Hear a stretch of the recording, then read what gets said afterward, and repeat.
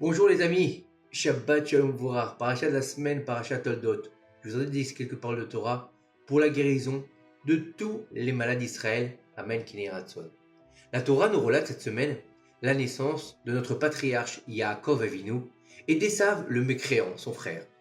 Nos sages posent la question, pourquoi Yaakov a attrapé Esav spécialement par le talon et pas par un autre endroit? Nos sages nous enseignent, en fait, qu'Esav ressemble au porc.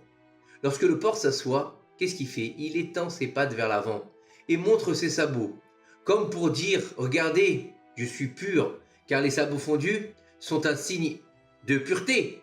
Et cela est identique avec cette royauté de mécréants, de voleurs et remplie d'injustice qui se fait passer pour une royauté de justes.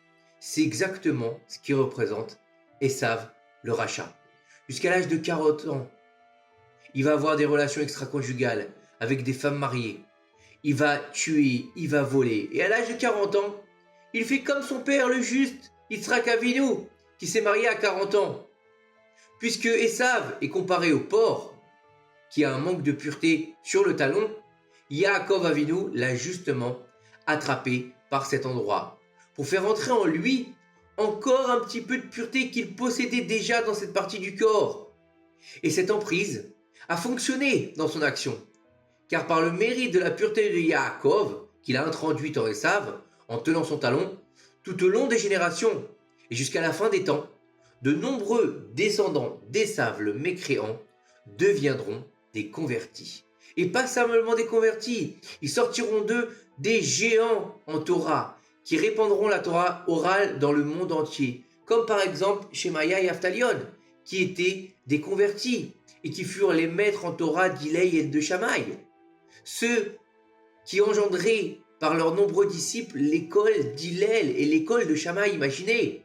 Rabbi Akiva était lui aussi un fils de converti, de la descendance d'Esav. De lui, tous les grands Tanaïm recevront la loi orale et la plus grande partie de leur sagesse. Mais c'est vrai qu'il y a eu un petit problème. C'est que comme lui il a insufflé de la pureté, l'autre il lui a donné de l'impureté. Et c'est pour ça, étant donné qu'il l'a attrapé avec la main gauche, on va devoir, pour nettoyer cette impureté jusqu'à la fin des temps, de mettre des tefilines sur la main gauche pour la plupart des gens. Et de là, on doit faire attention. On doit apprendre que lorsqu'on travaille avec le public pour leur faire teshuva, il faut faire attention de ne pas tomber dans les méandres de l'impureté et prendre quand même ses gardes.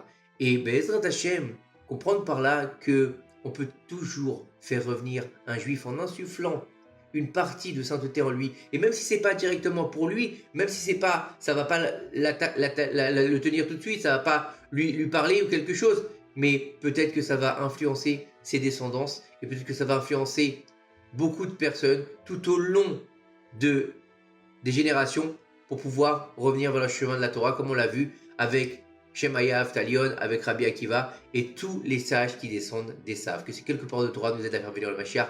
Bimara bienvenue. Amen. Kinei Ratzon. Shabbat, Shalom, Umevorach.